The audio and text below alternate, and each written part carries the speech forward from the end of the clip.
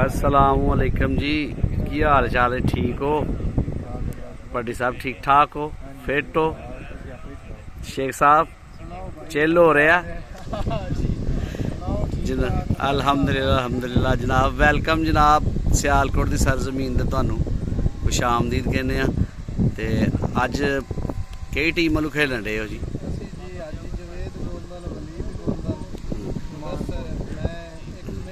Committee की team वालू जी, ठीक हो गया।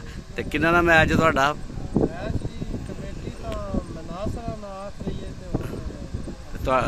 तुहाडा दिल किन्ना करदा खेडन नूं? अच्छा जी, चस्के वाला मैच उधर सुल्तान राई जे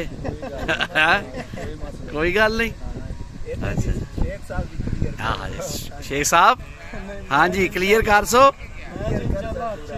अच्छा जी चलो जी, यह तो बड़ी अच्छी गल है। चस आना चाहिए अवाम नूं। तो मौसम कैसा लगा जी सियालकोट का?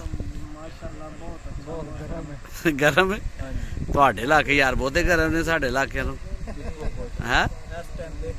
वेखो ना किड्डे चिल माहौल च तुहानू जनाब बिठाया। वेखो डेरा खुलियां पैलियां हैं।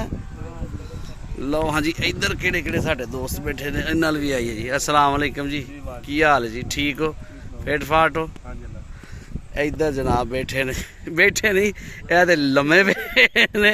की गल है हसन भाई, थके हो रात दे?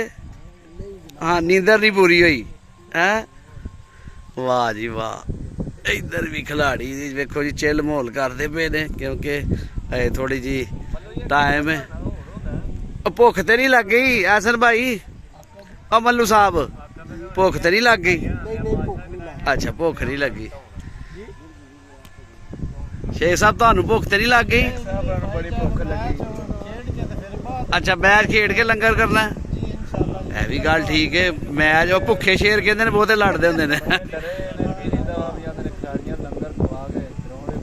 आह तो फिर वो खा के बह रहे सन कहते ने।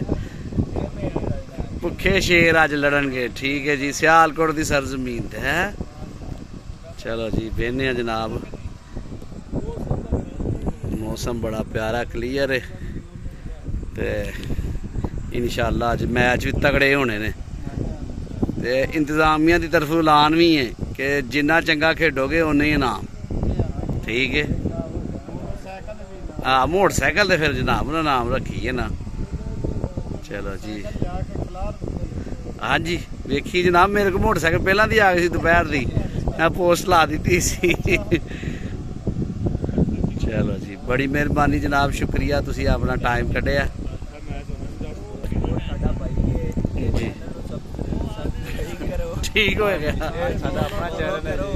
बड़ा अच्छा रिजल्ट है माशाल्लाह। हर मैच ते पॉइंट देंदे ने ਤੁਹਾਨੂੰ अच्छा मैच मानदे ने। बाद 24 ਨੂੰ आ रहे ने जनाब भट्ट साहब? बिल्कुल आ रहे हैं जनाब, इंशाल्लाह हर मैच ते आंदे ने ते सारी आवाम खुश हो के मैच देखदी है, बड़ा मजा आंदा है।